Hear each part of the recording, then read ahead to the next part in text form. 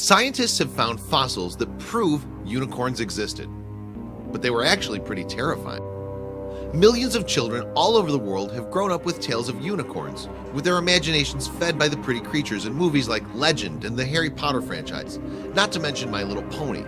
However, the real animals behind the unicorn myths are more likely to give kids nightmares than sweet dreams. Stories about unicorns were around a long time before Hasbro churned out its first rainbow-colored plastic toy. The fantastical creatures are associated with Greek myths. However, to the ancient Greeks, they were not considered myths at all, but real live animals from India. These early unicorns were not the graceful creatures we think of today. In fact, Greek historian Ctesias gave us the first account in the 5th century BC and describes them as wild asses with long horns. We hear of them again from Pliny the Elder in the 1st century AD, who says they had the head of a stag, the feet of an elephant, and the tail of a boar, while the rest of the body is like that of a horse. The single-horned magical beast is not only a European myth, but China and Japan both have their own versions of unicorns, the Killin and Kirin respectively. The Killin was said to appear before the birth or death of someone important. It wasn't particularly horse-like though, with a curled horn and a scaly green deer's body and a lion's head.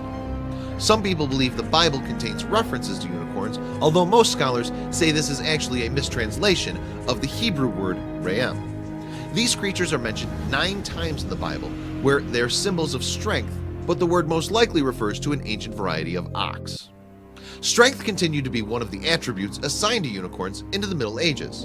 An Alexandrian merchant and traveler from the 6th century, Cosmas Indikapliostis, passed on Ethiopian accounts of the unicorn being a ferocious beast with its power originating in its horn. Saint Isidore of Seville, who lived in the 7th century, also described the unicorn as a strong animal able to kill elephants by stabbing them in the stomach. During this time, unicorns weren't all mystical horses yet, sometimes still being described as more like asses or goats. In medieval times, many also thought that unicorn horns were composed of a substance called alicorn. They were believed to have magical properties capable of neutralizing poison and curing mental and physical disease. One group to profit especially from this belief were the Vikings, who ran a thriving trade in narwhal horns from the Arctic Ocean, which they sold as unicorn horns. Other real animals that may have inspired the unicorn myth are the oryx, eland, and oryx, and perhaps 2-horned animals that lost a horn through a mutation or a fight. Another possibility is the Indian rhinoceros, and as we'll see, something like a rhinoceros might actually be the origin of the unicorn myth.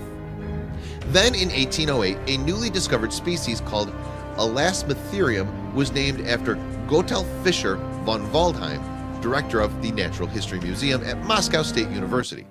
Previously, the Elasmotherium had only been identified by fossils and was believed to have been extinct for 350,000 years.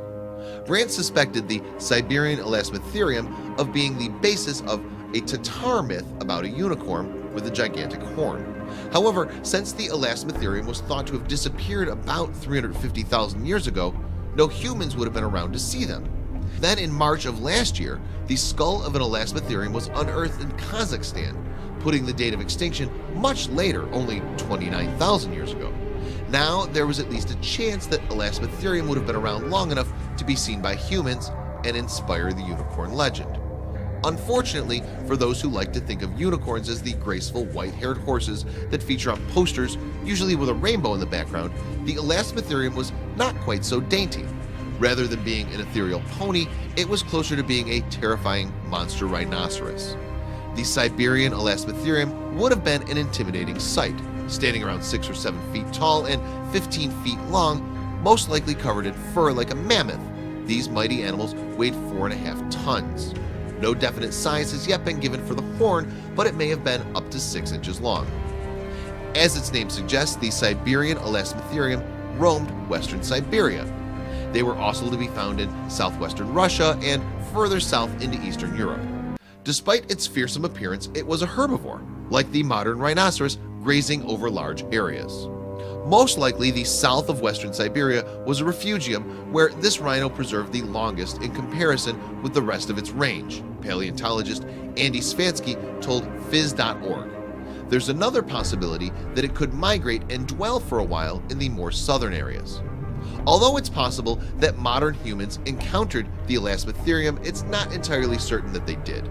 Some, like cryptocologist Willie Ley, suspect that stories about the species have survived from the prehistoric era, but some accounts, like that of 10th century traveler Ibn Fadlan, seem to describe the giant rhinoceros too accurately to be merely retelling a myth.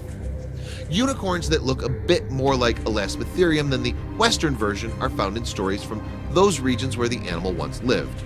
An old Turkic book contains a description of the Chinese unicorn, Qilin, as a quadrupled with the body of a deer, the tail of a cow, the head of a sheep, the limbs of a horse, the hooves of a cow, and a big horn. So when did unicorns really die out? Nobody knows yet, as new evidence is still being discovered. One theory based on a fossilized Siberian Elasmotherium skull is that they died from a meteor impact. Alternatively, they may have been victims of environmental change. Researchers are still working on an answer. 19th century scientists speculated that the Elasmotherium must have had a single horn. The whole analogy with the rhinoceros points with the greatest certainty to the previous existence of a horn, wrote Russian zoologist Alexander Brandt, which, to judge from the size of the blood vessels once encircling the base, must have possessed enormous dimensions.